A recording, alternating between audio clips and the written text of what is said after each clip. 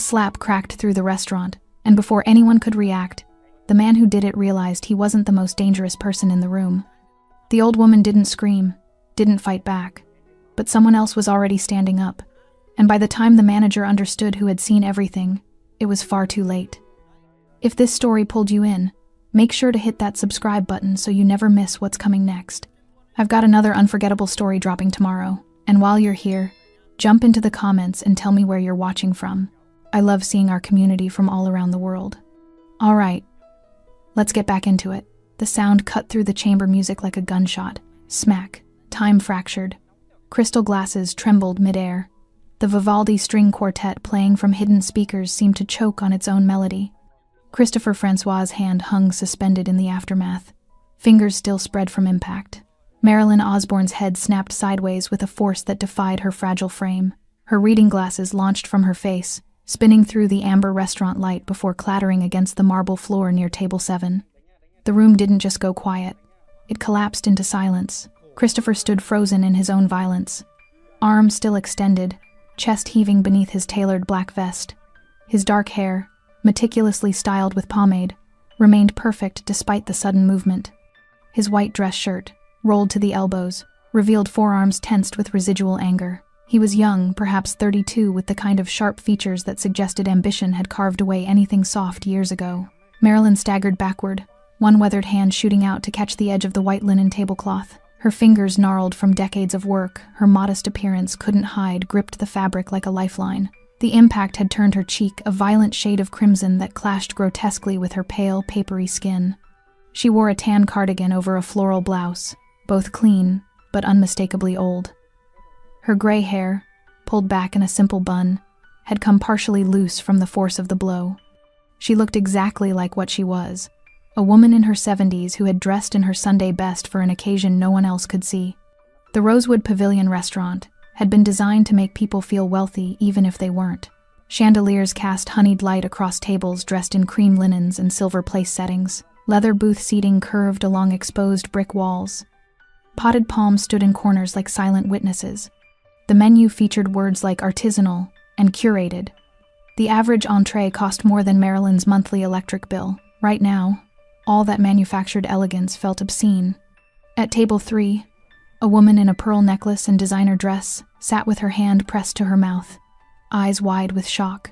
Her husband, a heavy-set man in a gray business suit, had gone completely still, his fork suspended halfway to his lips, a piece of seared scallop forgotten. At table 9, a young couple who'd been laughing seconds earlier now stared with expressions that cycled rapidly through disbelief, horror, and the particular paralysis that comes from witnessing something unthinkable. The woman's wineglass tilted dangerously in her loosening grip. Near the window, an elderly gentleman with white hair had half risen from his seat, one hand on the table for support, but he made no move to intervene. His face carried the look of someone whose conscience was fighting his self-preservation. Phones stayed in pockets and purses, not from respect or solidarity, but from the primal understanding that some violations were too raw, too immediate to be filtered through a screen. This wasn't entertainment. This was the kind of moment that lodged in memory like shrapnel. "Learn some manners," Christopher hissed, each word sharp and deliberate. His voice carried across the dining room with the confidence of someone who believed the entire establishment existed to validate his authority. "When I explain a charge to you, you accept it. You don't question. You don't argue. You certainly don't waste my time like some..." He caught himself, but the unspoken word hung in the air anyway. Marilyn's breathing came shallow and fast. Her left hand trembled against her reddening cheek, feeling the heat of the handprint already forming. Her right hand still clutched the tablecloth, knuckles white with effort, but her lips thin, colorless, trembling remained pressed together in determined silence. She didn't scream. She didn't curse.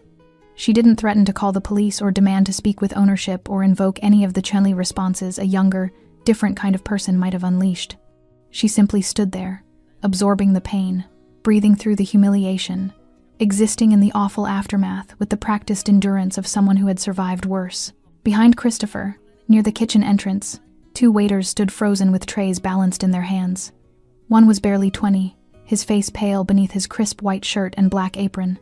The other, older and more weathered, wore an expression that suggested he'd seen Christopher's temper before but never quite like this. Neither moved to help. At table 12, tucked in the corner where the lighting was deliberately dimmer, where the ambient noise from the kitchen provided natural cover for private conversations, sat a man who hadn't moved since the slap echoed through the room. Jago Silvestri sat perfectly still, his hands resting flat on either side of an untouched plate of ossobuco. He wore a black suit with no tie. The collar of his white shirt opened just enough to reveal the dark edge of a tattoo that crawled up his neck. More ink decorated the backs of his hands, geometric patterns and symbols whose meanings weren't meant for strangers to understand. His face was all hard angles and controlled stillness. Dark eyes that absorbed everything and revealed nothing. A jaw that looked carved from something denser than bone. The kind of face that didn't need to show emotion, because its resting state already communicated danger. He'd been watching Christopher Francois for the past 20 minutes. He'd noticed the eye rolling when Marilyn had asked for tap water instead of the bottled selection. He'd heard the condescending tone when she'd requested a few extra minutes with the menu. He'd observed the theatrical sigh when she dared to question the $17 service enhancement charge that appeared nowhere on the posted menu. And he'd seen the slap coming 3 seconds before Christopher's hand made contact, had recognized the particular tensing of shoulders, the forward lean, the transformation of irritation into violence. Jago hadn't intervened. He'd simply watched, measured, calculated. Now, as Marilyn bent slowly to retrieve her fallen glasses, Jago's expression didn't change, but something shifted in his posture, a subtle forward lean, a fractional adjustment of weight, the physical prelude to a decision already made. Marilyn straightened with visible effort, her glasses clutched in one shaking hand. She didn't look at Christopher, didn't look at the frozen witnesses, didn't acknowledge the horrible theater she'd become the centerpiece of. She looked at nothing and no one as she whispered, barely audible above the resumed string music, "I apologize for the trouble." Then she turned slowly, carefully, like someone navigating around broken glass, and began walking toward the restaurant's entrance. Christopher watched her go with a expression of contempt and satisfaction, already turning back toward the kitchen, already dismissing the incident, already convinced that his authority had been affirmed rather than obliterated. He didn't notice Jago Silvestri stand. He didn't see the cold calculation in eyes that had just witnessed a debt being called. He didn't understand that the next 8 minutes would cost him everything he'd spent a decade building. Behind him, table 12 sat empty. A half-finished meal and a folded black napkin, the only evidence that anyone had been sitting there at all. Marilyn Elizabeth Osborne had learned the language of silence before she learned to tie her shoes. Born in 1954 inches, a Pennsylvania coal town where men came home black with dust and women scrubbed floors until their knuckles bled. She'd understood early that the world didn't reward women who spoke up. It punished them. Quietly, systematically, with a thoroughness that left no visible bruises. Her father had been a foreman at the mine, a man whose authority underground never translated to tenderness above it. Her mother had been a schoolteacher who'd given up her position the day she married, as was expected, as was proper, as was the price women paid for security. Marilyn had watched her mother absorb her father's moods like a shock absorber, smoothing his rough edges, translating his grunts into family decisions, making herself smaller so he could feel larger. She'd watched and learned the fundamental arithmetic of survival. Anger plus resistance equals escalation, but silence plus endurance equals tomorrow. By the time she was 10, Marilyn could read the barometric pressure of her father's temper in the weight of his footsteps on the porch. By 15, she'd perfected the art of becoming invisible, not literally, but functionally, present but unobtrusive, helpful but undemanding, there but not there. She'd met Thomas Osborne at a church social when she was 22. He'd been standing alone by the punch bowl, looking uncomfortable in a borrowed suit jacket, his mechanic's hands still bearing traces of engine grease he couldn't quite scrub away. While other young men had postured and preened, Thomas had simply smiled at her, gentle, genuine, asking nothing. Their courtship had been quiet, their wedding, modest, their marriage, unremarkable by any external measure. But Thomas had given her something her father never had, the freedom to exist at full volume, even if she rarely used it. He'd listened when she spoke, actually listened, his eyes focused on her face, rather than the television or the newspaper or the middle distance. He'd asked her opinion on decisions and then revolutionary concept actually considered it before acting.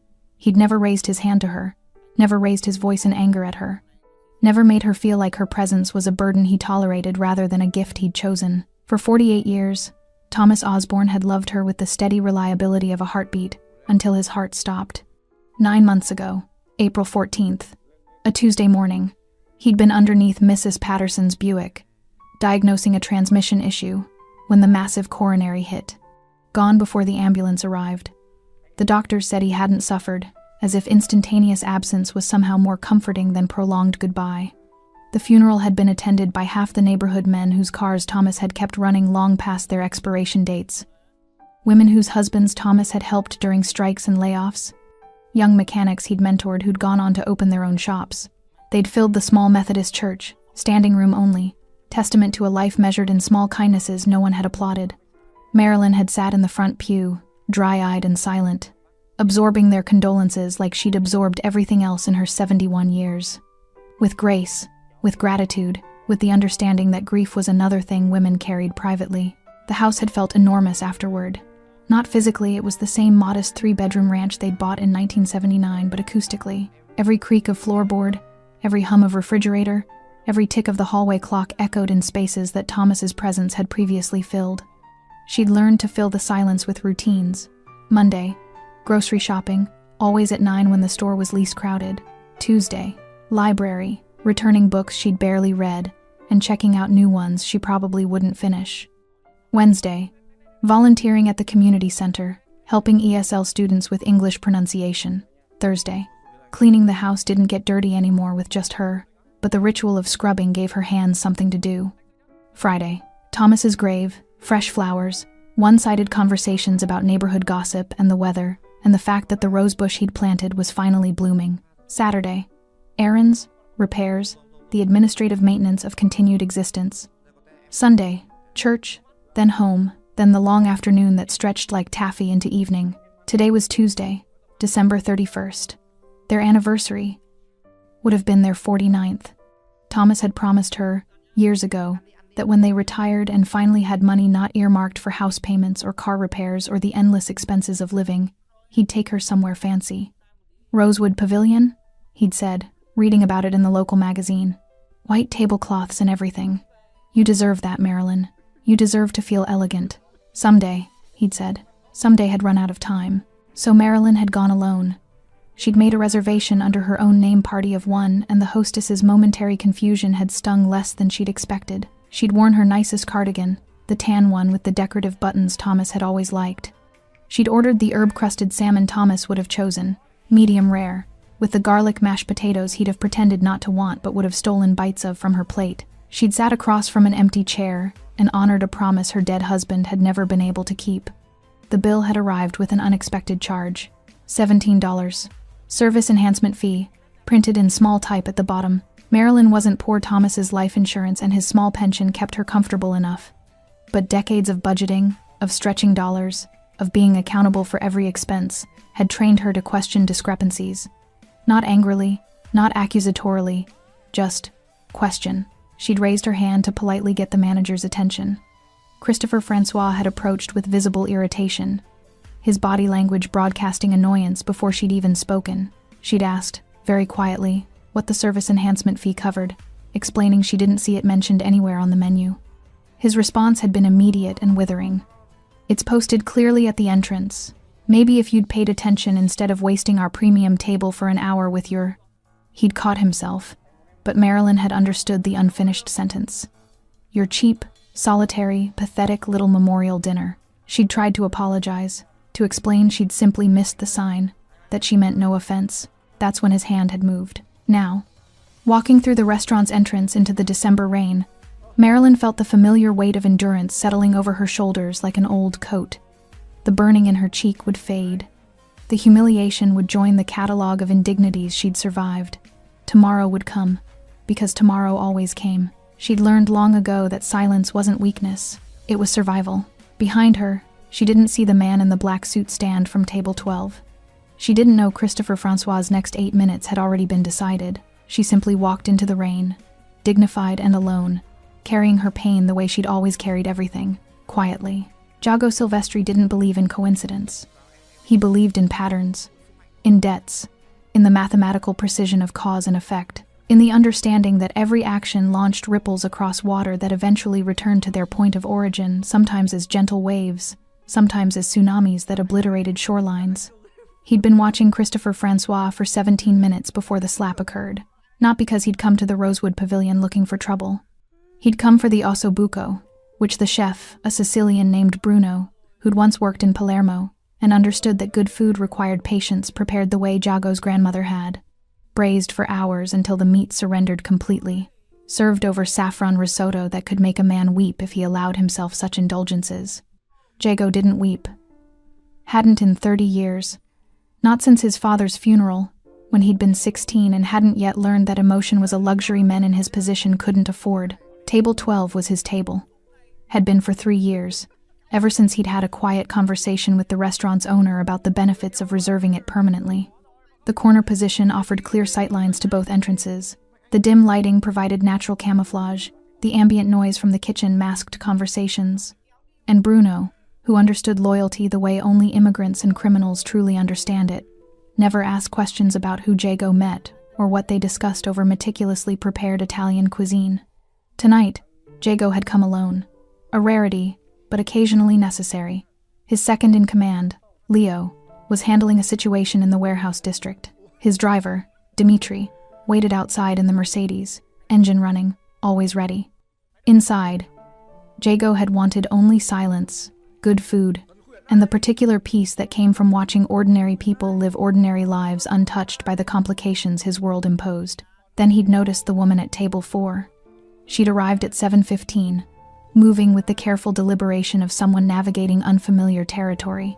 Older, early 70s, he'd guessed dressed in clothes that were clean but unmistakably outdated, a tan cardigan that had seen better decades, a floral blouse with a pattern that suggested she'd owned it since the 90s, sensible shoes worn soft at the heels. She'd sat alone, arranging her purse carefully on the empty chair across from her, positioning it with the tenderness someone might show a companion. She'd studied the menu with intense concentration, her finger tracing down the listed items, her lips moving slightly as she calculated prices against some internal budget. Jago had recognized loneliness immediately. He'd spent enough time in its company to know its particular posture. Then Christopher Francois had approached her table, and Jago's casual observation had sharpened into focused attention. The manager's body language had telegraphed contempt before he'd spoken a word. The slight backward lean, the crossed arms, the expression of someone forced to interact with an inconvenience rather than a customer. When the woman had asked for tap water, Christopher's eye roll had been visible from 3 tables away. Jago's jaw had tightened fractionally. He'd watched Christopher return to the woman's table twice more over the next 40 minutes. Each interaction had been progressively more dismissive. The exaggerated sigh when she'd needed extra time with the menu. The theatrical check of his watch when she'd asked about ingredients, a legitimate question given she'd mentioned allergies. The borderline hostile tone when delivering her entree, salmon that Christopher had practically dropped onto the table. Jago had stopped tasting his osso buco. His fork had remained suspended above his plate, forgotten, while his attention had locked onto table 4 with the intensity of a predator tracking wounded prey. No, not prey. A predator tracking another predator who was circling someone defenseless.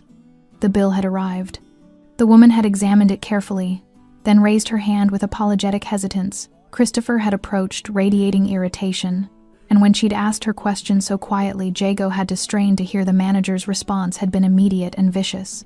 Jago had seen the slap coming 3 full seconds before impact. He'd recognized the particular tension in Christopher's shoulders, the forward shift of weight, the drawing back of the right arm. Violence had its own grammar, and Jago was fluent in every dialect. He could have stopped it, one word, one movement, one subtle intervention. He'd chosen not to, not from cruelty, but from calculation. Because sometimes you needed to see exactly what someone was capable of before you decided what they deserved. Because Christopher Francois needed to commit completely to his choice so there could be no ambiguity, no possibility of misunderstanding, no room for the mercy that came from doubt. The slap had landed with the sound of judgment, and in that frozen moment afterward, the woman staggering, the glasses flying, the room collapsing into horrified silence. Jago had made his decision with the cold finality he applied to all terminal problems. Christopher Francois was going to learn a lesson, the expensive kind, the kind that left marks invisible to doctors but permanent in the architecture of a man's future. Jago had remained motionless while the woman apologized. The victim, seeking forgiveness from her victimizer. The mathematics of that reversal, so common, so predictable, so obscene, had kindled something in Jago's chest that wasn't quite anger but occupied the same space. He'd watched her gather her glasses with trembling hands, watched her straighten with visible pain, watched her walk toward the exit with dignity that wealth couldn't purchase and violence couldn't steal. Then he'd stood. The movement was unhurried but absolute.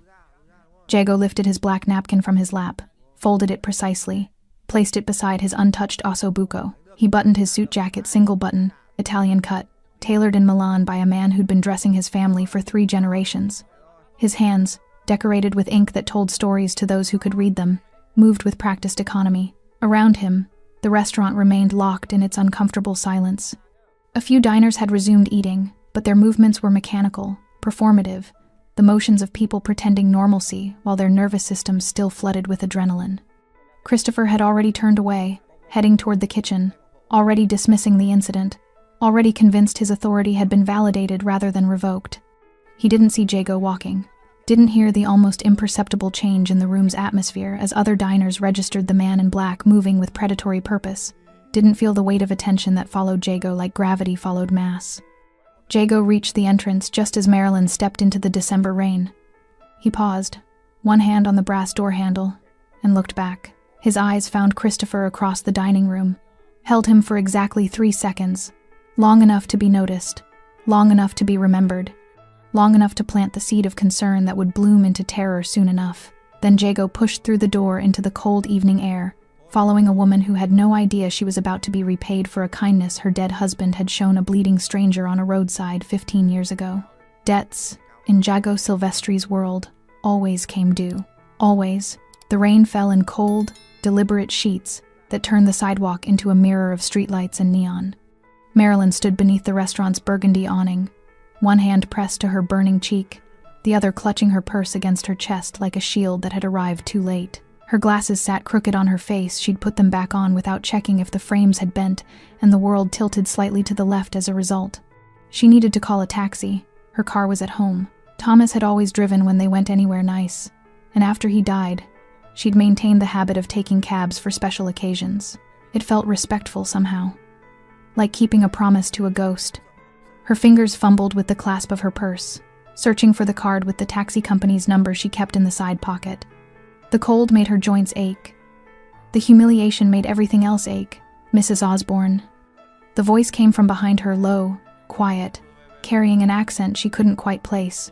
European, maybe. Eastern? The vowels were slightly flattened, the consonants deliberate. Marilyn turned, startled, and found herself looking at a man who seemed assembled from shadows and sharp angles. He stood just outside the awning's protection, rain darkening the shoulders of his black suit jacket, but apparently unconcerned about it. Tall, over 6 feet, with a build that suggested physical capability kept in careful reserve. Dark hair styled back from a face that could have been 35 or 45, the kind of features that didn't age so much as calcify, but it was his eyes that stopped her breath. Dark, almost black in the inadequate lighting, and completely still. Not cold, exactly. Not cruel, just absent of the warmth that usually animated human faces. Like looking at a statue that had been granted temporary animation but not quite life. The tattoos were visible even in the rain-dimmed light. They crawled up his neck from beneath his collar, geometric patterns and symbols she didn't recognize. More ink decorated the backs of his hands, disappearing under his sleeves. Marilyn took an involuntary step backward. "I'm not going to hurt you," the man said, and despite everything about his appearance that should have terrified her, his tone carried something unexpected: gentleness. Not the condescending gentleness people used with the elderly, but the careful restraint of someone handling something fragile because he understood its value. "I don't..." Marilyn's voice came out thin, threaded with the tears she'd been holding back. "I don't have any money. I mean, I have some, but I'm not." "I know." He took one step forward, not closing the distance but reducing it slightly. "I'm not here to take anything from you. I'm here to settle a debt. I don't understand." "Your husband." Thomas Osborne. March 2010. Route 70, about 15 miles outside of Cumberland. Marilyn's confusion shifted into something sharper, more focused. "How do you know about..." He stopped for a man on the roadside, bleeding, hurt badly. "Your husband didn't call the police, didn't ask questions, just drove that man to the hospital. Waited until he was admitted. then left without giving his name. Jago's expression didn't change, but something in his voice softened microscopically. That man was me. The rain intensified, drumming against the awning like impatient fingers. Somewhere down the street, a car horn bleated. A group of young people hurried past, laughing, oblivious, their umbrellas bumping together. Marilyn stared at the man in front of her, trying to reconcile his words with her memories. She remembered that night. Thomas had come home at nearly midnight, his jacket covered in blood that wasn't his. She'd been terrified, thought he'd been in an accident, but he'd explained calmly while washing his hands at the kitchen sink. A man on the roadside, hurt, maybe from a car accident or a fight. Thomas hadn't been sure. No cell phone signal. So he'd driven the man to Cumberland Medical Center, made sure he was breathing the whole way, talked to him to keep him conscious. "You never ask for help you might not get," Thomas had said, scrubbing blood from beneath his fingernails. "You just give it when someone needs it." She'd washed his jacket twice before the stains came out. "Thomas never mentioned," Marilyn started, "because I never told him who I was, what I was. He probably assumed I was a victim of some random violence." Jago's mouth moved in what might have been a smile on a different face, but here looked more like muscle memory of the expression. "He was wrong. The men who hurt me meant to kill me. They failed. Thomas's intervention is why. I still don't understand why I've been looking for him for years, quietly. No pressure, no urgency, just searching. Found out about his death 6 months ago. Found out about you shortly after." Jago glanced back at the restaurant, his jaw tightening fractionally. "Tonight, I came here for dinner. Saw you sitting alone. Didn't realize the connection until I started putting pieces together. The name on your credit card, your age, Cumberland address." Marilyn's hand drifted unconsciously to her cheek, still hot and swollen. "Then I saw what that man did to you." Jago's voice didn't rise, didn't sharpen, but something in it shifted like ice forming over deep water. "And I realized the universe was giving me an opportunity to settle an old debt. I don't want anyone hurt because of me," Marilyn said quickly. Too quickly. The words tumbled out with desperate urgency. "Please. It was just a misunderstanding. I probably shouldn't have questioned the bill. I was taking up a good table for too long. Stop." The single word carried enough quiet authority that Marilyn's voice died immediately. Jago stepped fully under the awning now, close enough that she could see the rain beaded on his jacket, close enough to notice the small scar above his left eyebrow, close enough to understand that this was a man who'd survived things most people didn't survive. "You're doing it again," he said softly. "Apologizing for existing. Making yourself smaller so other people can feel bigger. Your husband saved my life, Mrs. Osborne, not because he knew who I was, not because he expected payment, because he saw someone who needed help and provided it without calculation. Thomas was good," Marilyn whispered. "Yes, he was." Jago's expression remained neutral, but his voice carried conviction. "Which means you don't deserve what happened in there. You don't deserve to apologize to the man who assaulted you. And you certainly don't deserve to go home tonight believing you did something wrong. What are you going to do? Nothing you need to worry about. Nothing that will touch you." Jago reached into his jacket pocket and withdrew a card, plain white, no logo, just a phone number printed in black ink. "But if you ever need anything, ever, you call this number." Marilyn took the card with trembling fingers. "Your husband gave me my life back when he had no reason to," Jago said. "The least I can do is make sure his widow is treated with the respect she deserves." A black Mercedes pulled up to the curb, silent and sleek. The driver, a broad-shouldered man with Slavic features, stepped out with an umbrella, opening it smoothly. "Dimitri will take you home," Jago said. "Wherever you need to go. I can call a taxi." "I know you can, but you won't need to." It wasn't a command. It wasn't even a strong suggestion. It was simply a statement of what would happen next, delivered with the certainty of someone accustomed to reality conforming to his decisions. Marilyn looked at the car, then at Jago, then back at the restaurant where Christopher Francois presumably continued his evening, ignorant of the reckoning approaching on quiet feet. "Thank you," she finally managed. Jago nodded once. Then he turned and walked back toward the restaurant entrance, his figure merging with the rain and shadows until Marilyn couldn't distinguish him from the darkness.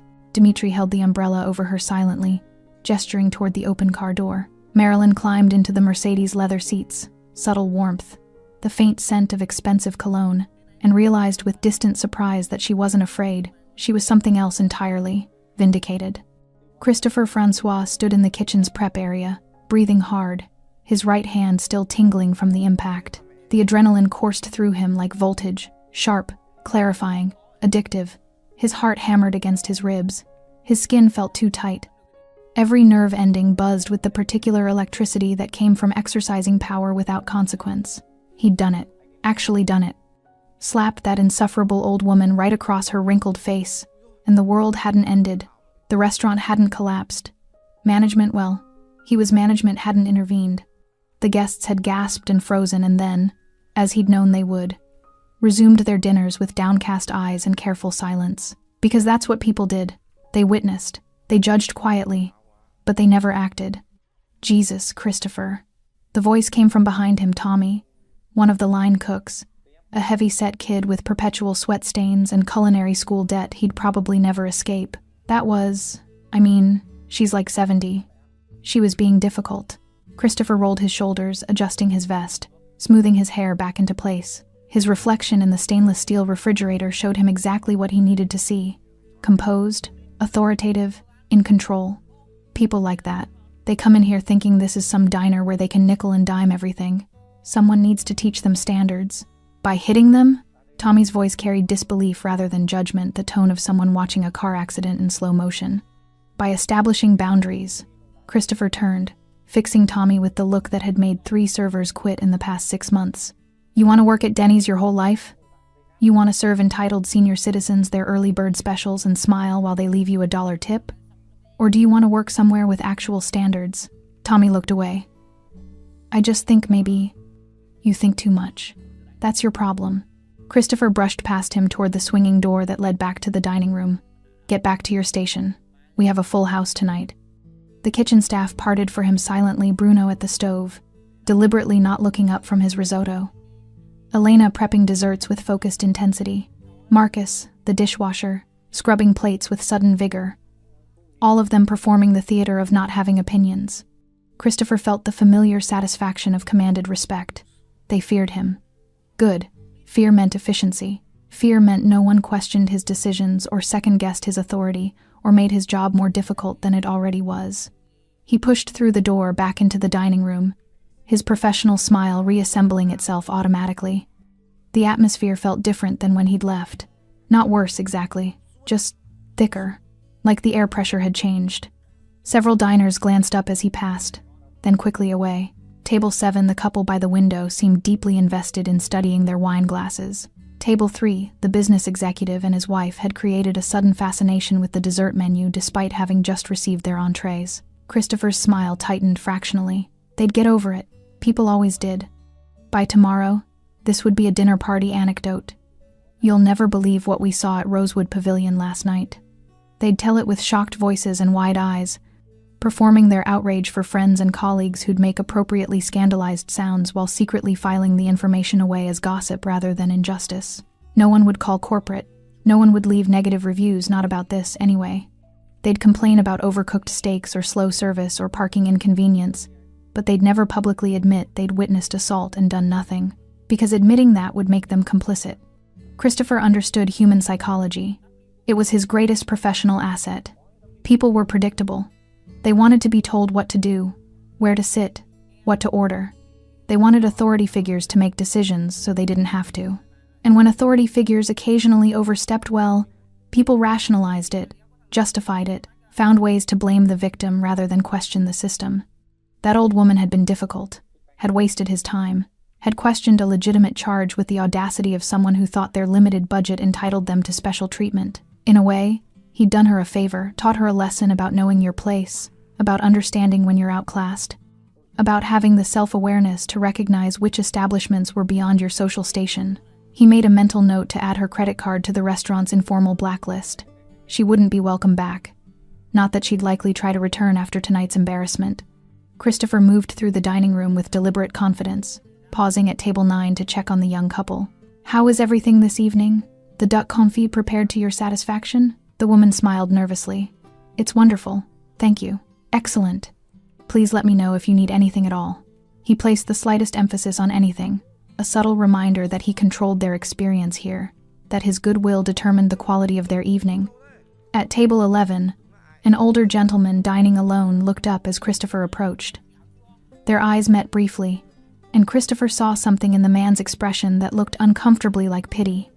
Or was it contempt? Hard to tell with old people. They had resting faces that communicated disappointment with the entire modern world. "Sir, is your fillet prepared correctly?" "It's fine." The man's voice was clipped.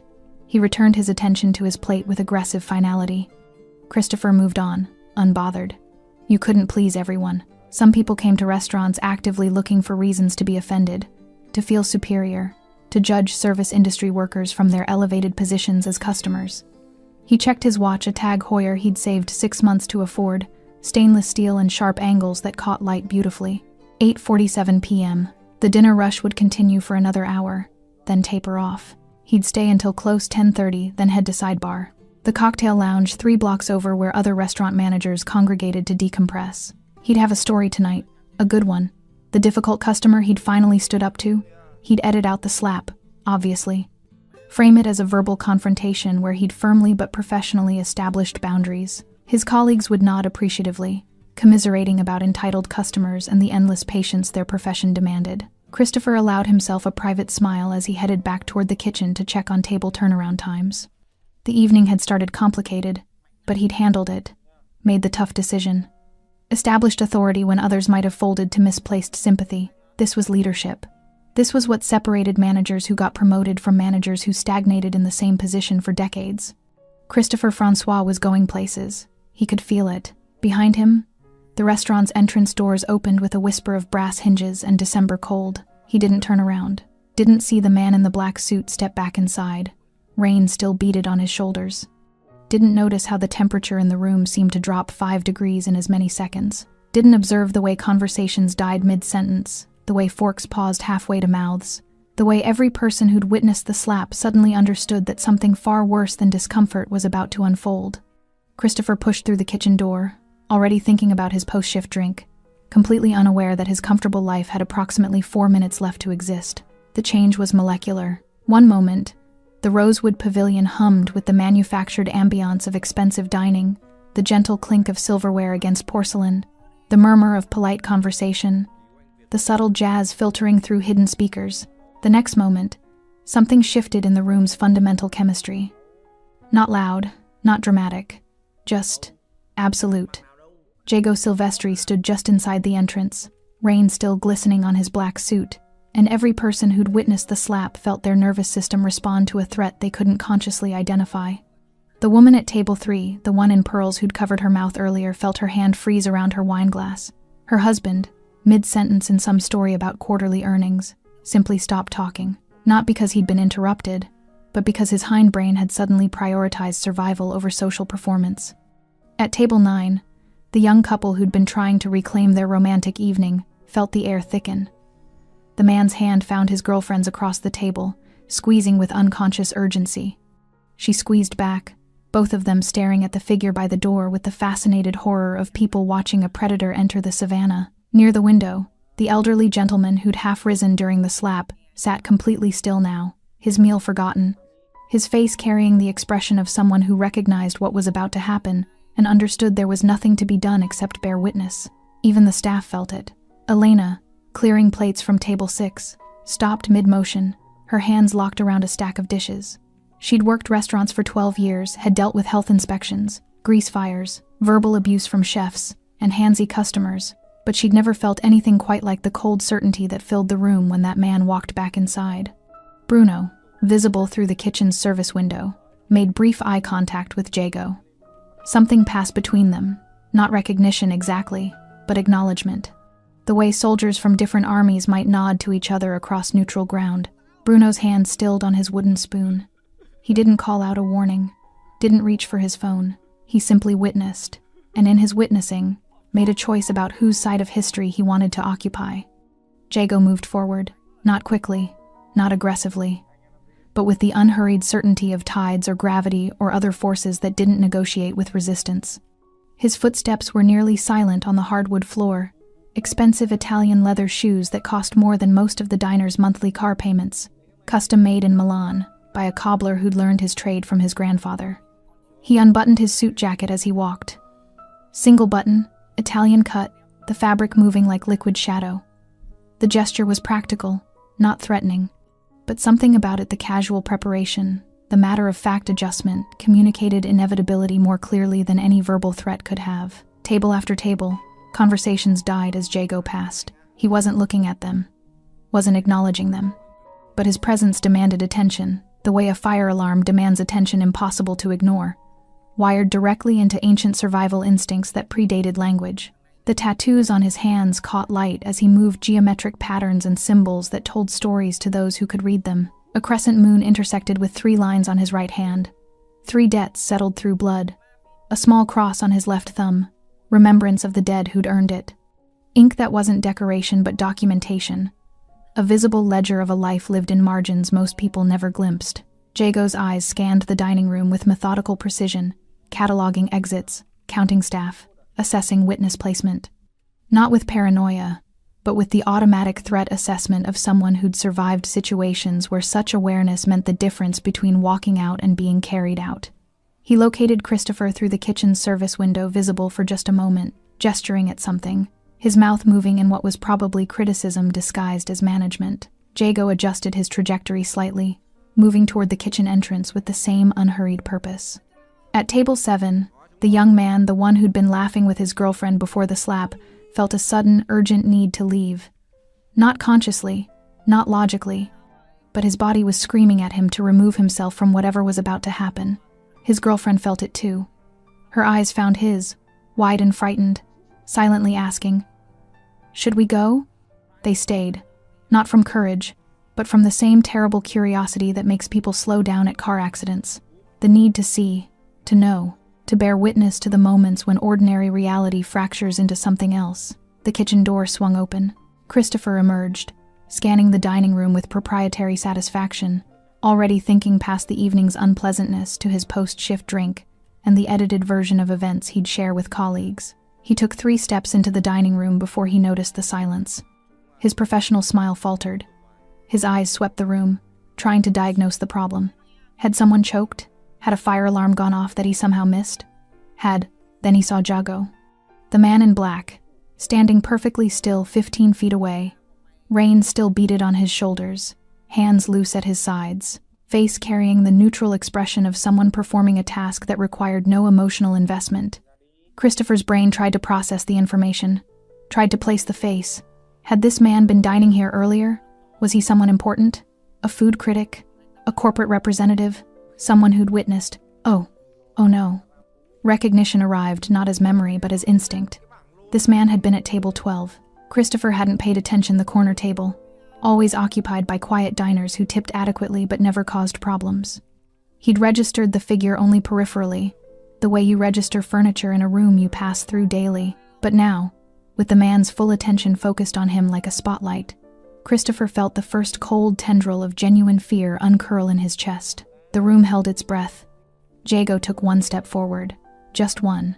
A reduction of distance so slight it barely qualified as movement. But something about it, the measured deliberation, the complete absence of hesitation, made Christopher's mouth go dry. "Mr. Francois."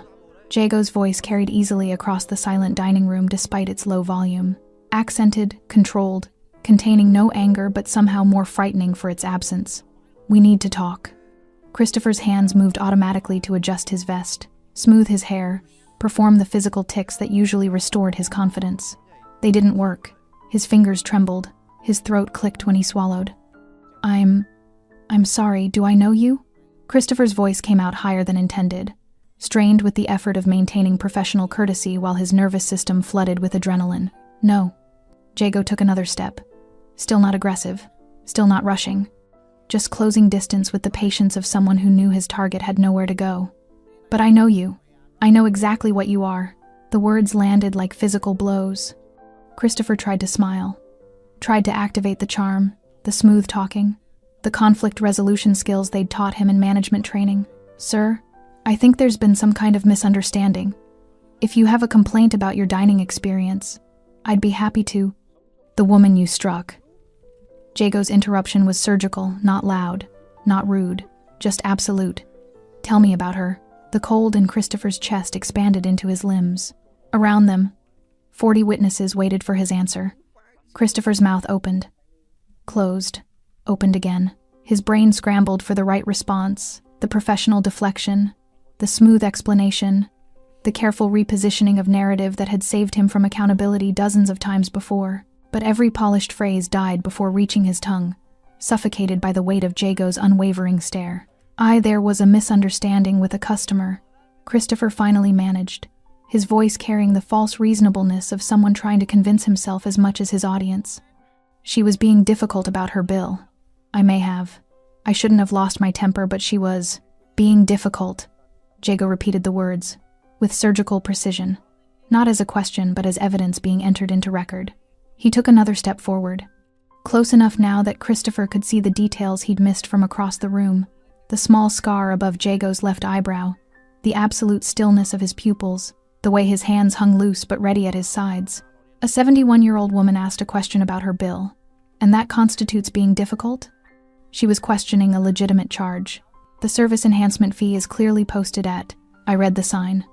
Another step. Jago was now within arm's reach, towering over Christopher by 3 inches that felt like 3 feet. Posted in 8-point font on a placard partially obscured by the hostess stand. Printed in gray text on cream background. Designed, one might think, to be overlooked until after the meal, when customers feel socially obligated to pay, rather than cause a scene. Christopher's face flushed. That's not, we're completely transparent about our... She asked a question. A polite question. I heard her. Jago's voice dropped lower, forcing Christopher to strain to hear despite their proximity. I watched you approach her table 3 times throughout her meal. Watched you treat her like an inconvenience rather than a customer. Watched you roll your eyes when she needed extra time. Sigh when she asked about ingredients. Practically throw her entree on the table. I was busy. We have a full house tonight, and then she questioned a charge she didn't understand. Jago leaned forward fractionally. Not a threat, just a closing of space that made breathing feel more difficult. And you decided she needed to be taught a lesson. About standards. About knowing her place. About the consequences of wasting the valuable time of someone as important as Christopher Francois. The way Jago spoke his name with surgical contempt, each syllable isolated and examined, made Christopher's stomach drop. It wasn't like that, Christopher said, but even he could hear how weak it sounded. She wouldn't stop arguing, and I reacted. I made a mistake. You slapped her. 3 words, flat, final, across the face, hard enough that her glasses flew off, hard enough that everyone in this room heard it, hard enough that a woman who'd been sitting quietly, bothering no one, eating a solitary meal in memory of her dead husband, staggered backward and nearly fell. Christopher felt the blood drain from his face. How do you... Her husband saved my life 15 years ago, Jago said, and something in his voice shifted, not louder, but somehow heavier, carrying the weight of debts that couldn't be measured in currency. Didn't know who I was, didn't ask for reward, just saw someone bleeding on a roadside and helped because that's what decent people do. The dining room had gone so quiet Christopher could hear his own heartbeat in his ears. I've been looking for him for years, Jago continued. To thank him, to repay the debt. Found out 6 months ago he was dead. Heart attack. Sudden. His widow living alone on his small pension, trying to stretch his life insurance. Volunteering at community centers because she doesn't know what else to do with days that feel too long. Christopher tried to step back, found his legs wouldn't obey. Tonight, Jago said, his eyes never leaving Christopher's face. She came here to honor him. Their anniversary. A promise he'd made to bring her someplace elegant that he never got to keep. So she came alone, ordered his favorite meal, sat across from an empty chair, and tried very hard not to cry. I didn't know, Christopher's voice cracked. I didn't know who she was. If you'd known she was protected, you wouldn't have touched her. Jago's interruption was gentle, almost kind, which made it infinitely more devastating. But you had no problem striking a woman you believed was powerless, alone, defenseless. Someone you calculated would absorb your violence and apologize for causing trouble. Christopher opened his mouth. Nothing came out. That's what you calculated, wasn't it? Jago tilted his head slightly, studying Christopher the way an entomologist studies a pinned insect. That she'd take it, that no one would intervene, that you could exercise your little bit of borrowed authority without consequence because people like her don't fight back. Please, Christopher hated the pleading in his voice but couldn't stop it. Please, I'm sorry. I'll apologize. I'll pay for her meal. I'll whatever you want. Just, what I want, Jago said quietly, is for you to understand something very clearly. He raised his right hand not to strike, but slowly, deliberately, letting Christopher see it coming. Christopher flinched violently, his arms coming up defensively, a whimper escaping his throat before he could stop it. Jago's hand stopped inches from Christopher's face, palm open, fingers spread. That's what powerlessness feels like, Jago said.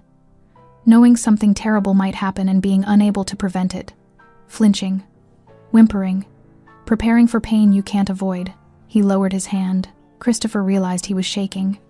Jago stepped back slightly, not far, just enough to address the room rather than only Christopher. His voice rose, not to a shout but to a carrying volume that ensured every witness heard every word with crystalline clarity. That woman, Jago said, his accent sharpening the consonants into edges, is named Marilyn Osborne. She is 71 years old. She is a widow. She volunteers teaching English to immigrants. She has never harmed anyone. She came here tonight to honor her dead husband's memory. He paused, letting the information settle into the consciousness of 40 witnesses, and she is under my protection. The words detonated in the silence, not loud, not dramatic, but carrying the weight of absolute authority, the kind that didn't require explanation or justification because it predated both. The kind that rewrote social contracts and shifted power structures with the finality of natural law. At table 3, the businessman went pale. He knew exactly what those words meant, what they implied, what world they came from, and what consequences that world imposed.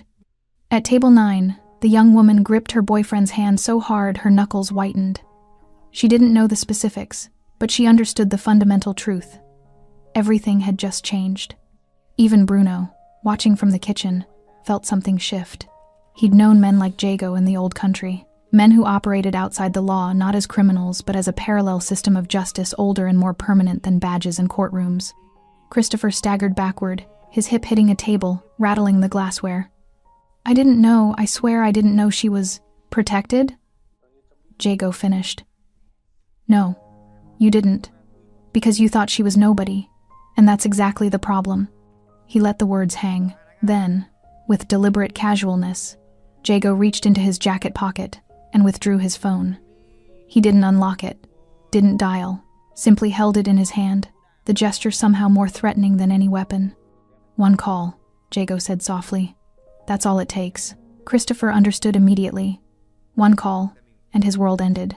Jago held the phone with the casual certainty of someone holding a loaded gun. He didn't need to explain what one call meant. Didn't need to detail the networks of obligation and fear that radiated from his position like spokes from a wheel's hub. The knowledge lived in the room's collective unconscious. Everyone understood that some people operated outside normal channels, that some debts were collected without lawyers or police, that some justice was administered in spaces the law couldn't reach. Christopher stared at the phone with the hollow-eyed recognition of a man watching his execution being prepared. Please, he whispered. Please don't I have rent. I have student loans. I can't lose this job, I can't. You can't? Jago's eyebrows rose fractionally. Interesting priority. You're worried about your job. Not about the woman you assaulted. Not about apologizing. Not about making amends. Your job. I'll apologize. I'll do whatever you want. Jago raised one finger. Christopher's voice died instantly. The gesture was minimal, barely a movement, but carried the authority of a judge's gavel. Silence fell so complete that the kitchen's background noise, the sizzle of pans, the rush of water, the clatter of plates, sounded deafening by contrast. Jago pressed a single button. The phone's screen illuminated his face from below, casting shadows that made his features look carved from stone. He held it to his ear. 1 ring. 2. Christopher felt his bladder threaten to release. His hands gripped the table behind him so hard his knuckles went bloodless. Every molecule of his being screamed to run, but his legs had locked in place, reduced to spectator status in his own catastrophe. It's me, Jago said into the phone. His voice carried clearly despite the low volume. I'm at Rosewood Pavilion. I need Richard here. Now. A pause. Someone speaking on the other end, words Christopher couldn't hear but could imagine. Compliance. Immediate response. The kind of urgency reserved for emergencies and commands from people whose requests weren't optional. 5 minutes, Jago said. Thank you, He ended the call and returned the phone to his jacket pocket with the same unhurried precision he'd used to remove it. Christopher tried to speak. His throat produced only a clicking sound. "Richard Castellano," Jago said, addressing Christopher but speaking loud enough for the room to hear. "Owns this restaurant. Also owns the Maritime on 5th Street, Bella Terra in the financial district, and 6 other establishments across the city. You know this, of course. You've probably met him twice. Once when you were hired. Once at the holiday party last year where you drank too much Prosecco and told him about your 5-year plan." Christopher's face went from white to gray. "Richard is an old friend," Jago continued, that same measured tone that made every word feel like pages being turned in a ledger. "We have history. The kind where favors are remembered, where debts are honored, where a single phone call at 8:47 on a Tuesday night gets answered on the second ring." From the kitchen, Bruno appeared in the doorway, wiping his hands on his apron. He didn't intervene, didn't speak, just positioned himself where he could watch, bearing witness with the gravity of someone who understood this moment's importance. At table 3, the businessman pulled out his wallet and dropped $300 bills on the table, more than enough to cover their barely touched meal. His wife was already standing, purse clutched to her chest. They moved toward the exit with the quick, quiet desperation of people fleeing a building they suspected might collapse. Other diners shifted uncomfortably, uncertain whether they should leave or stay, whether witnessing made them complicit or whether departing made them cowards. Jago's eyes tracked the couple's exit without comment, then returned to Christopher with the inevitability of a spotlight. "You made a calculation tonight," Jago said. "You decided that woman was weak enough to abuse without consequence, that she'd absorb your violence and apologize, that the room full of witnesses would remain silent, that your authority protected you from accountability." Christopher's mouth worked soundlessly. "You were correct on 2 counts, Jago acknowledged. "She did apologize. The witnesses did remain silent. But you miscalculated the most important variable." "What?" Christopher managed to rasp. "You assumed no one cared." The restaurant's front entrance opened. Cold December air rushed in, carrying rain and the smell of wet pavement. A man entered with the purposeful stride of someone accustomed to moving quickly. Late 50s, gray hair immaculately styled, wearing a Burberry trench coat over what was clearly an expensive suit hastily thrown on. Richard Castellano. His eyes found Jago immediately. Whatever expression he'd arrived with, concern, confusion, irritation at being summoned, evaporated when he processed the scene. Jago standing calm and still. Christopher backed against a table, shaking. The frozen dining room, the weight of something irreversible hanging in the air like smoke. Richard's face hardened. He crossed the dining room in 8 strides, not acknowledging any of the remaining diners. His attention locked on Jago with the focus of someone receiving battlefield orders. "Jago." His voice carried respect edged with wariness. "What happened?" "Your manager," Jago said, gesturing at Christopher without looking at him. "Struck a customer, a 71-year-old woman, across the face, in front of a room full of witnesses." Richard's eyes cut to Christopher. "Is this true?" Christopher opened his mouth, closed it. The lie he'd been constructing, the softened version, the context-heavy explanation died unspoken. Because Richard wasn't asking him. Richard was asking Jago. And everyone in the room understood whose answer would be believed. "It's true," Bruno called from the kitchen doorway. His accented English carried the weight of immigrant honor, the kind that couldn't be bought or intimidated. "I saw it. Everyone saw it." Richard's jaw clenched. He turned slowly to face Christopher.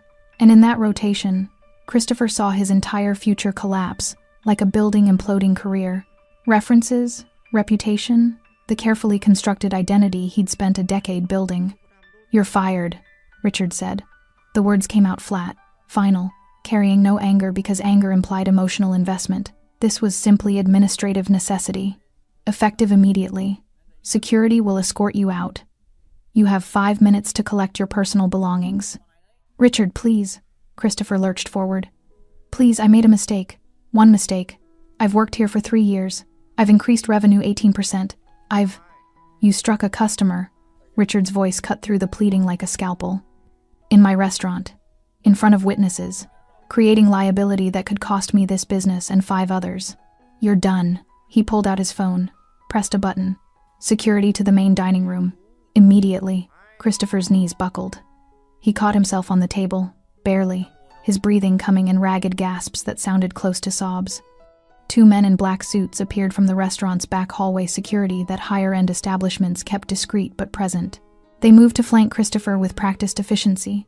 "Wait," Christopher gasped, looking at Jago with desperate, drowning eyes. "Please. I'm sorry. I'm so sorry. Tell him. Tell him." I apologized. "Tell him." Jago's expression didn't change. "You apologized to me. The person you owe apology to went home an hour ago. Alone." Still carrying the mark of your hand on her face, the security guards took Christopher's arms gently but firmly. "Please," Christopher's voice broke completely. "Please, I have nothing without this job. Nothing. I can't. Where do I?" Richard's face remained granite. "You should have thought about that before you put your hands on someone who couldn't fight back." The guards walked Christopher toward the exit, his feet dragging, his shoulders heaving with barely contained sobs. The remaining diners watched in silence, some with satisfaction, some with discomfort, all with the understanding that they'd witnessed the kind of justice that rarely played out so immediately, so completely. The door closed behind Christopher Francois with a soft click that sounded like a coffin ceiling. Richard turned to Jago. "The woman. Is she all right? Physically, she'll recover. The rest."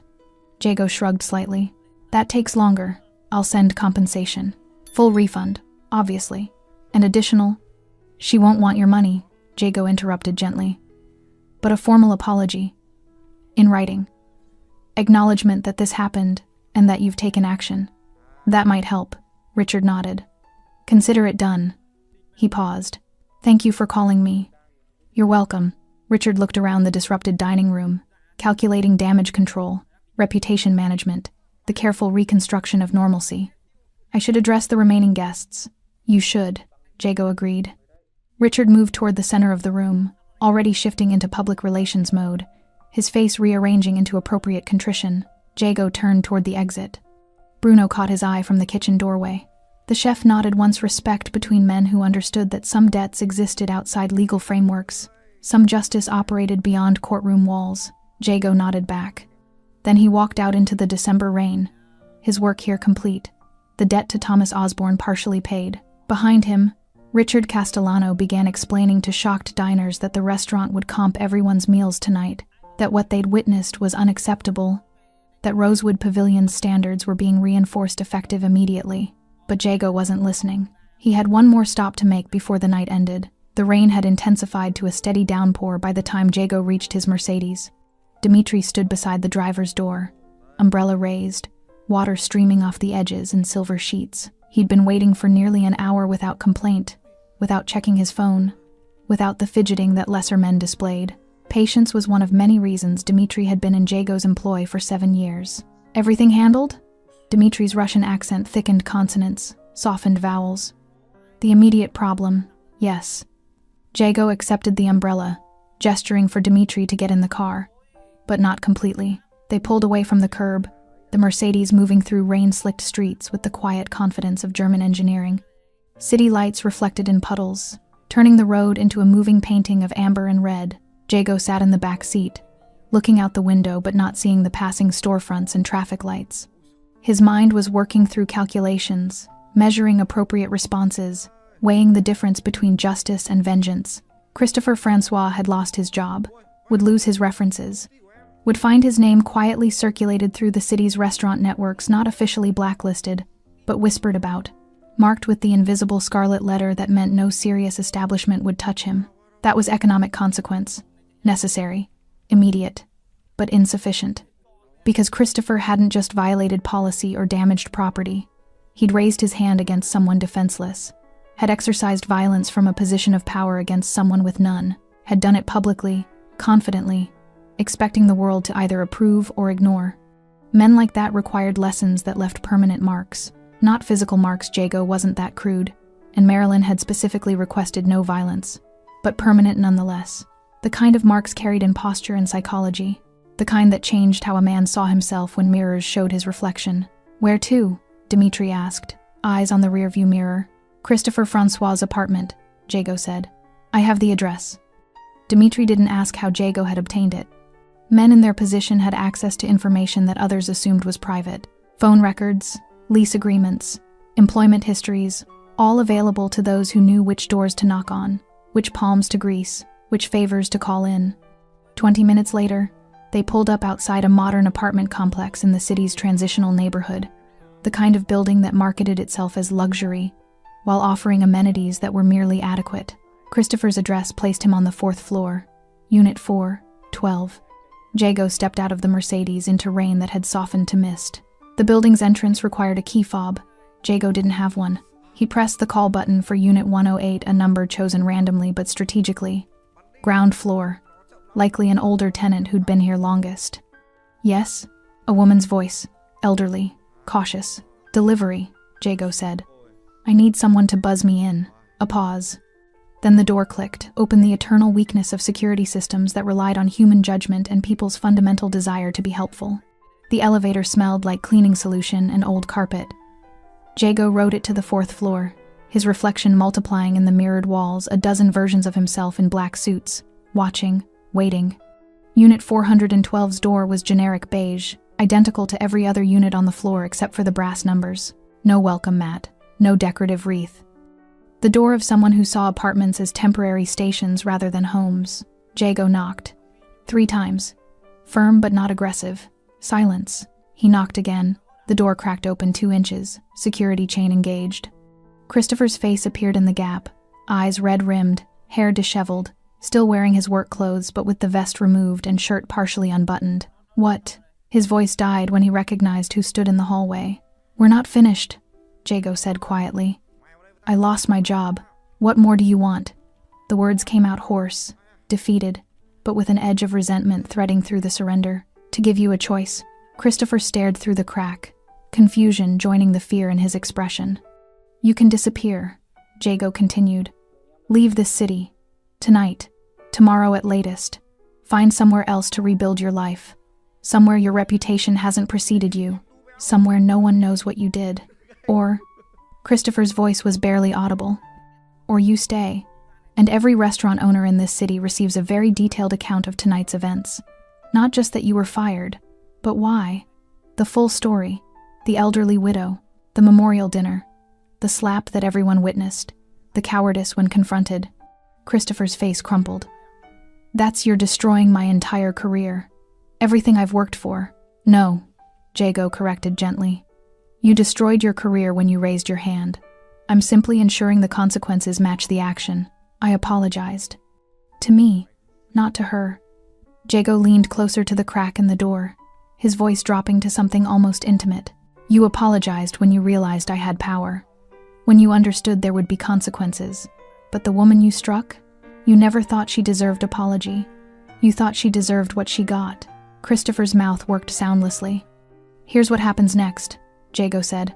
Tomorrow morning, you will write a letter to Marilyn Osborne. A real letter, handwritten, taking full responsibility. No excuses. No context. No, but she was difficult. Just acknowledgement of what you did and genuine remorse. Okay. Yes, I'll do that. You'll deliver it to her personally. Christopher's eyes widened. I can't. She'll call the police. I'll be arrested for... You'll knock on her door. You'll hand her the letter. You'll say, I'm sorry for what I did. You deserved better. Then you'll leave. If she wants to call the police, that's her right. If she accepts your apology, that's her mercy. But you'll face her. You'll see what your violence looked like from her perspective. And if I do this, if I apologize, then you leave the city anyway, Jago said. But you leave with the possibility of redemption. The knowledge that you faced what you did, that you tried, however inadequately, to make amends. That's not a choice, Christopher said bitterly. That's just 2 different ways of destroying my life. No, Jago's voice hardened fractionally. Destroying your life would be breaking both your hands so you could never work in service industry again. Would be ensuring every apartment application you submit gets mysteriously rejected. Would be having men visit you monthly to remind you of debts that can never be fully paid. He let that sink in. What I'm offering, Jago continued, softer now, is consequence with the possibility of growth, pain with the opportunity for wisdom. You can become someone who learns from this, who carries the shame but uses it to become better. Or you can become someone who runs from responsibility and spends the rest of his life bitter about injustice he brought upon himself. Christopher sagged against the doorframe. You have until tomorrow night to decide, Jago said. Leave the city and never return. Or deliver that apology and then leave the city. Either way, Christopher Francois's career in this city ends tonight. Only you get to choose whether your conscience follows you, or whether you leave that here too. He stepped back from the door. How will I know where she lives? Christopher asked weakly. Jago reached into his jacket and withdrew a piece of paper, Marilyn's address, written in precise block letters. He slid it through the crack in the door. It fell to the floor inside the apartment. Tomorrow, Jago said, before sunset. Decide who you want to be. He turned and walked back toward the elevator, leaving Christopher staring after him through the narrow opening, holding a piece of paper that felt heavier than any weight he'd ever carried. Marilyn sat in her living room, tea cooling in a cup she'd forgotten she was holding. The house was quiet except for the rain pattering against windows and the soft tick of Thomas's old clock in the hallway. She'd showered when she got home, scrubbed her face until the skin felt raw, trying to wash away the burning handprint that had finally faded from visible red to a dull ache beneath the surface. But some marks didn't wash away. She kept replaying the moment, not the slap itself, but the seconds before. The way Christopher's face had transformed from irritation to rage.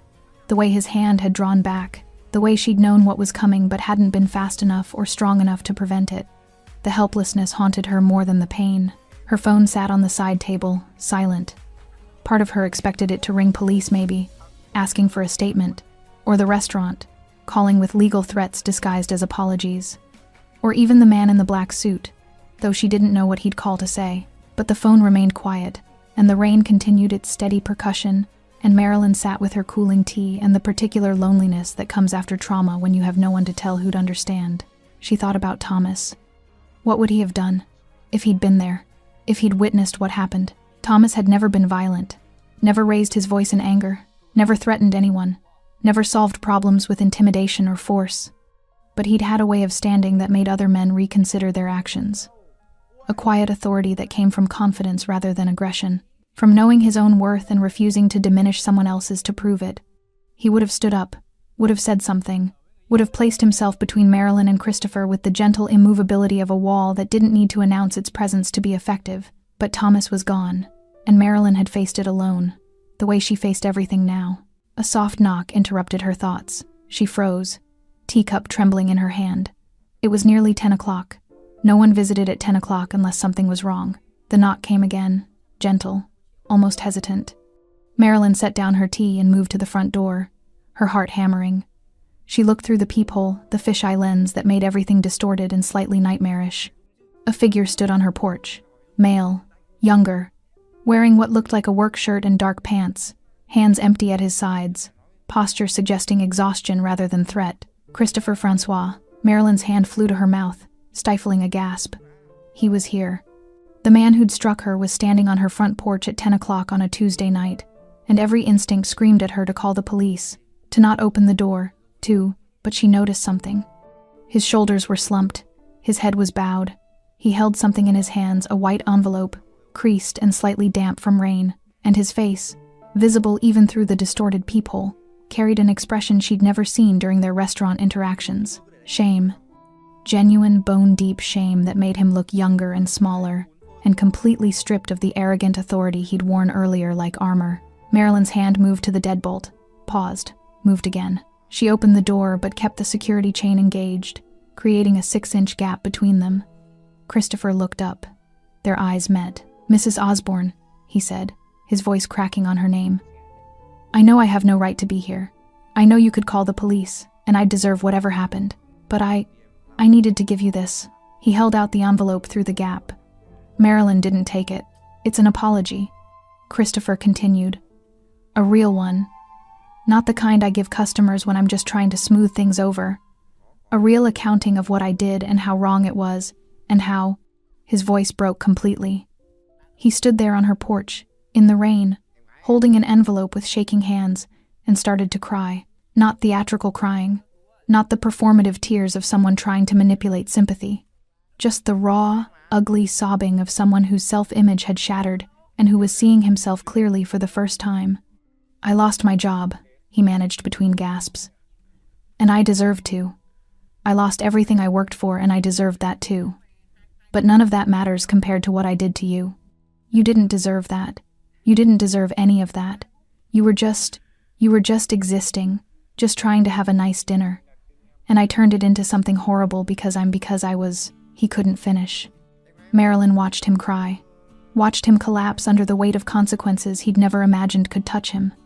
Watched him become, briefly, as powerless as he'd made her feel. She could close the door, could call the police, could let him drown in the guilt that was clearly suffocating him. But Marilyn had spent 71 years learning that mercy wasn't weakness, that grace given freely was stronger than revenge taken violently, that the world had enough cruelty without her adding more. She unchained the door. Christopher looked up, terrified. "Come inside," Marilyn said quietly. "You're getting soaked." "I can't. I shouldn't." "Come inside," she repeated, firmer now. "For 5 minutes. Then you'll leave. But I won't have you standing in the rain on my porch while we do this." Christopher hesitated, then stepped across the threshold like a man entering a courtroom for sentencing. Marilyn's living room was modest but comfortable furniture that had been purchased in the 80s and maintained carefully, family photos on every surface. Thomas's reading chair still positioned exactly where he'd left it 9 months ago. Christopher stood just inside the doorway, dripping on the hardwood, still holding the envelope. "Give it to me," Marilyn said, gesturing to the letter. He handed it over like he was relinquishing evidence at a trial. Marilyn opened it. "Read silently." Christopher watched her face, looking for signs of anger or forgiveness, or anything that would tell him how to feel. The letter was 3 pages, handwritten, detailing exactly what he'd done, taking full responsibility, making no excuses, acknowledging her humanity and his failure to see it. The writing was messy, tears had smudged some of the ink, but every word carried weight.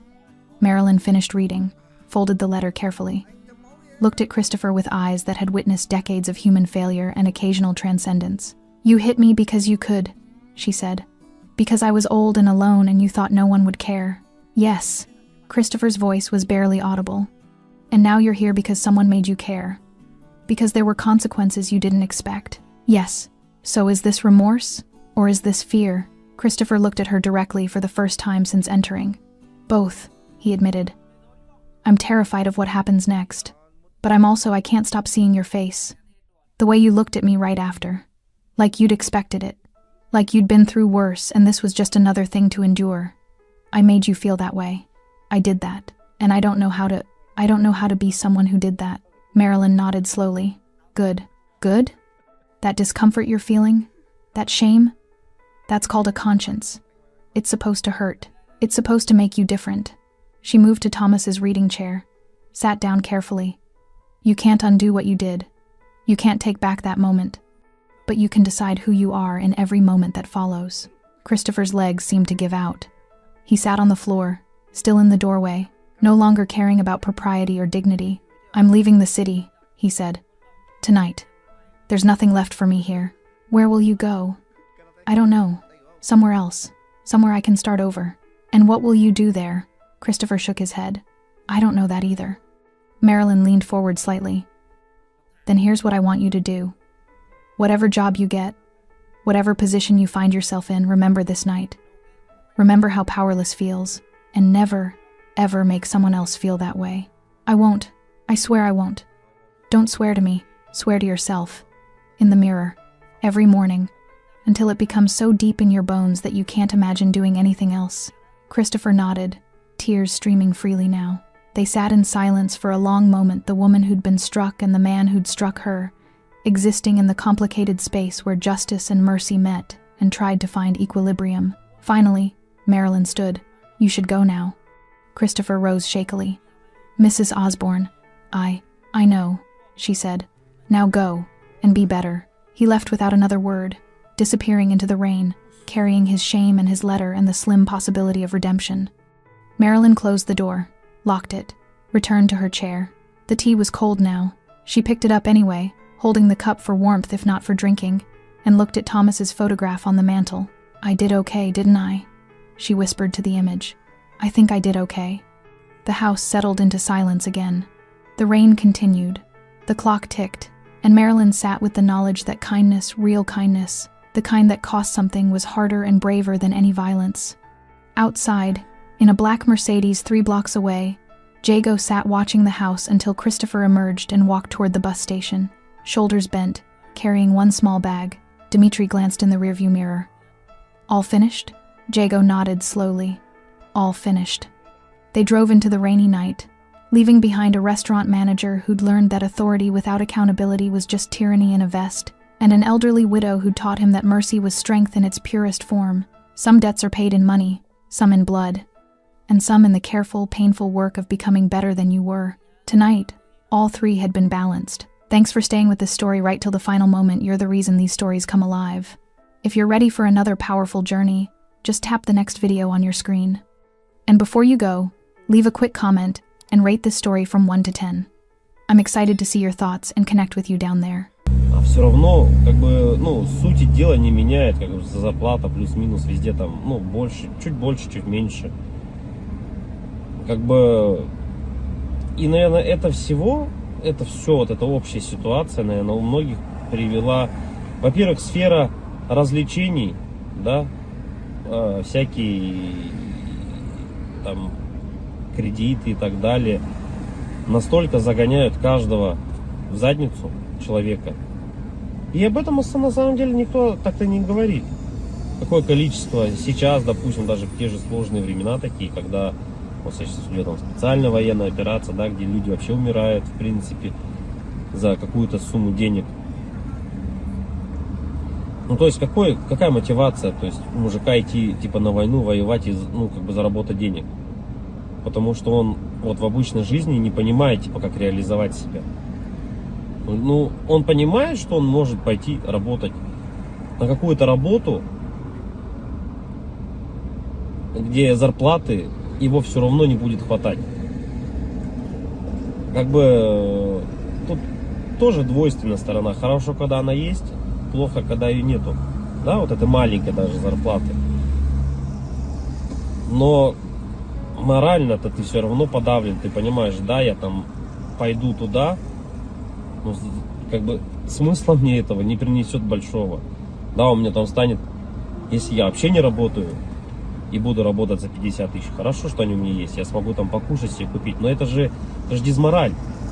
Когда ты заходишь в интернет и видишь, как люди там в Дубае летают, покупают себе огромное количество автомобилей какие-то, ну, много всего такого, что ты за эту зарплату себе никогда в жизни позволить не сможешь.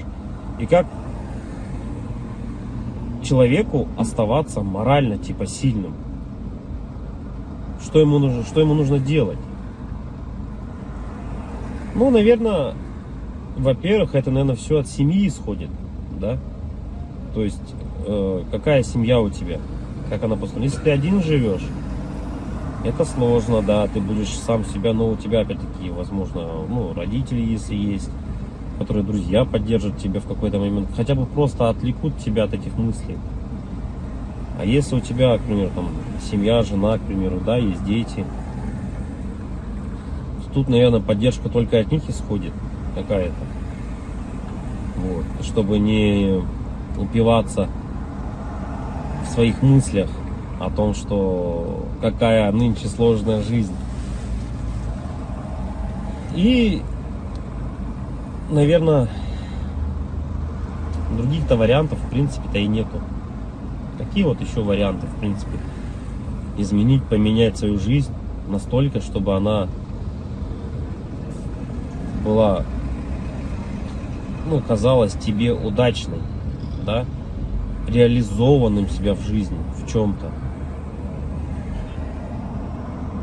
В чем, вот как проявляется на самом деле у нас реализованность? Наверное, у 90% случаев это финансовое благополучие, финансовая независимость. Это, наверное, одно из таких ключевых моментов, когда человек, наверное, считает себя реализованным, да, в этой жизни. То есть, как добиться этого? То есть, с учетом того, что даже возьмем нашу страну, да, сколько миллионов людей здесь живет, как каждому добиться этого результата? Непонятно. И с каждым годом просто ситуация становится все хуже и хуже. Все дорожает, люди зарабатывают либо столько же. Ну, даже если они зарабатывают столько же, на самом деле этого все уже недостаточно. К чему это все приведет на самом деле? В оконцове, наверное, мир погрязнет в большую депрессию в какую-то. какие-то войны, возможно, или еще что-то еще больше глобальных таких вещей, которые не приведут ни к чему хорошему на самом деле. Поддержка каждого человека именно для того, чтобы он держался, наверное, морально, заключается в том, что, ну, наверное, дом, в который ты приходишь, должен быть крепостью твоей, да, что это единственное должно быть место, где ты будешь чувствовать себя под защитой. Для этого было придумано, наверное, своя пещера изначально, потом свои какие-то чумы, палатки различные, да, потом все это превратилось, на данный момент это у нас дома, квартиры, в которые мы приходим и должны ощущать себя в безопасности, чтобы можно быть немного морально расслабленным с учетом того, что ты выходишь каждый день на работу, на улицу, и все равно давление вот это вот, оно все равно присутствует. Когда ты заходишь в магазин, видишь цены эти, да, и так далее, не можешь себе что-то там приобрести, позволить на ежедневной основе, это откладывает большой, наверное, отпечаток. Не, наверное, а точно. И поэтому, когда возвращаясь домой, ты чувствуешь, вот хотя бы есть типа уголок того места, куда ты можешь прийти.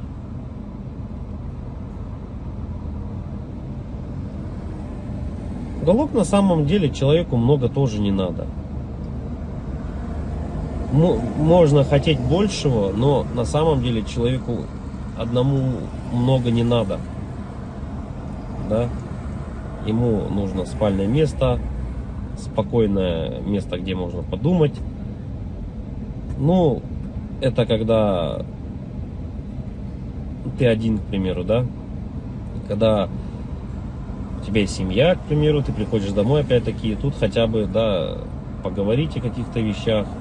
Просто об отрешенных вещах, наверное. И, возможно, при этих же условиях у тебя и появляется какая-то дополнительная мотивация для реализации себя. А когда у тебя нету ничего, вот это уже становится проблемой. И это у многих на самом деле. Что значит не иметь ничего?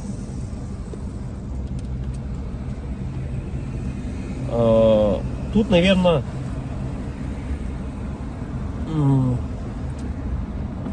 самое главное, дизмораль у человека еще возникает при том, что это уже, наверное, где-то в глубине души даже она возникает при даже хорошей финансовой подушке такой, которая у тебя есть, хороших финансовых деньгах, да, то есть, но нету вот внутреннего ощущения, к примеру, дружбы, семьи, любви и так далее. Это уже отдельно на самом деле разговор, потому что мы, вот, к примеру, можем взять, как сейчас вот Новстрой, если кто-то смотрит, насколько тяжело обладать такими финансами и не иметь, по сути, ничего.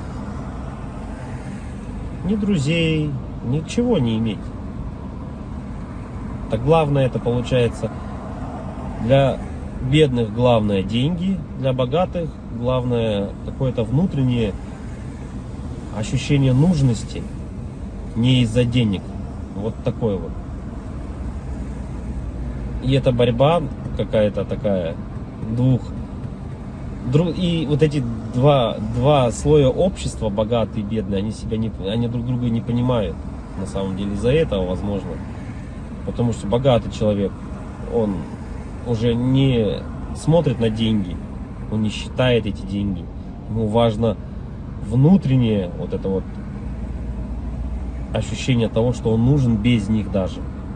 Это как Тони Старку сказали: а кто ты без костюма? Вот это, я филантроп, тудым-сюдым, он сказал, да? Так и человеку, у которого много денег, ты задашь вопрос: а кто ты без денег? Ну, что ты представляешь себе без денег? Вот, и это, наверное, возможно, таких людей богатых, как вот, например, там, Мелстрой, задав ему этот вопрос, а кто ты без денег, он на него ответить-то и не сможет. Обратная сторона людей бедных, да, вот если мы посмотрим, человеку